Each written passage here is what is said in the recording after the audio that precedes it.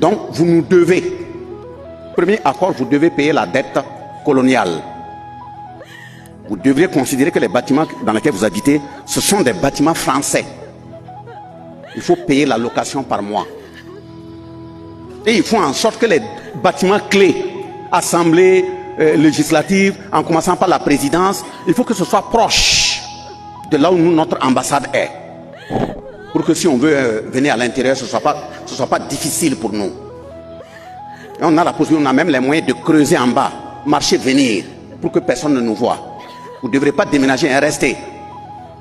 Et ils ont les caméras, ils contrôlent.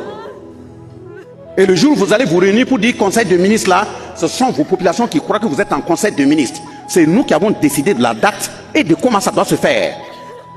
Les dossiers que vous devrez analyser en conseil de ministres, c'est nous qui appelons pour dire tel dossier nous n'a validé, tel dossier nous n'a validé, tel dossier on n'a pas eu le temps. Mettez ça de côté. C'est ça qui est l'ordre du jour du conseil de ministres. Et dès lors que vous finissez, vous sortez, vous dites bon, on a validé ça et ça. On dit attendez d'abord. Ils lisent le contenu du rapport. S'ils sont d'accord, ils vous amènent et ils disent allez-y publier dans votre journal officiel. Gare à toi. Si un dossier qu'ils ont mis de côté, toi tu le ramènes pour analyser parce que vous êtes en conseil de ministres. On vous l'a déjà dit. Pendant ton initiation chez eux, ils te l'ont dit. Donc le deuxième élément, après la dette coloniale, on te dit que le franc CFA qu'ils ont créé là, depuis 1945, par décret signé par De Gaulle, son ministre des colonies et son ministre des Finances, gare à toi si tu crées une autre monnaie. Voilà, c'est le franc CFA que tu dois utiliser. Troisième élément, si tu dois goudronner une route qui doit quitter Tinkourou aller à Ouaga, tu informes notre ambassade. Il va appeler nos entreprises qui sont à Ouaga Bobo pour venir regarder.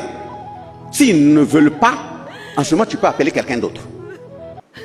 Et on lui dit, dans le cadre de la coopération, les relations avec les pays, gare à toi si tu titres une relation avec un autre pays. C'est avec notre pays seulement que tu dois coopérer.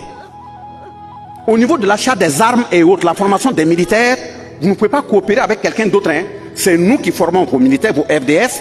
C'est avec nous que vous payez le matériel militaire, pas ailleurs. Et chaque année, vous devrez faire le point de la richesse de votre sous-sol. Si vous trouvez du diamant, quoi, parce qu'ils sont venus, ils ont fait la prospection. Et quand ils ont trouvé ce qu'ils voulaient, ils savent que le sous-sol est riche, ils ont gardé ces papiers, et puis fait des faux papiers remettre pour dire que le sol ne contient rien. Au Burkina, oui, il n'y a rien, il n'y a pas d'or, il n'y a rien. Aujourd'hui, on commence à découvrir. Donc, dans leur constitution, ils disent, comme c'est notre répondant, les élections là, on va mettre 2 mandats. Mais c'est pas grave, ne t'inquiète pas, hein, on met 2 mandats, c'est pour la forme. C'est pour tromper le peuple. Sinon, c'est pas 2 mandats. Tant que tu vas rester et faire ce que nous on dit de faire, tu feras autant de mandats que tu voudras. 1 mandat, 2 mandats, 3 mandats, 4 mandats. Si on évalue et que c'est ce que nous on dit que tu fais, on modifie la constitution. On peut même dire, tu peux être élu indéfiniment. Si tu as été même un bon élève, tu as bien répondu, si tu veux même après ta mort, nous on peut garder le fauteuil 1 an avec ton nom. Vous voyez ça? Nous aussi on dit on a des présidents. Et puis on dit bon, tous ceux qui t'accompagnent à agir pour nous là, il ne faut pas qu'ils s'inquiètent, ils peuvent voler. S'ils volent, ils ne seront pas jugés comme tout le monde. Il faut mettre ce qu'on va appeler une cour, une haute cour de justice pour eux. Et ils ne sont pas comme des citoyens. Donc, tu voles un poulet, tu vas faire 5 ans en prison. Bassolma est ministre ou président d'institution, ils volent des milliards, ils sont au courant, on ne l'amène pas en prison. Pourquoi? Parce que c'est la haute cour de justice qui doit apprécier celui qui a agi pour la France. Et dans cette haute cour de justice, on met mes collègues anciens ministres, anciens présidents d'institutions, anciens députés, qui sont eux aussi tous des voleurs. Donc ils se connaissent entre eux. Quand ils commencent, on programme le jugement. Quand ça approche, on trouve que les gens sont mobilisés. Ils font tout en bas. Un des retraités parmi eux là meurt. On dit oui, ils ne sont plus au complet. On va attendre de compléter la cour. Donc ils vont rester dans compléter la cour là, infini. Les élections sont truquées. Il n'y a pas de justice. Et troisièmement, on dit aux politiciens qui agissent en leur nom là, saccagez votre base culturelle dans les villages.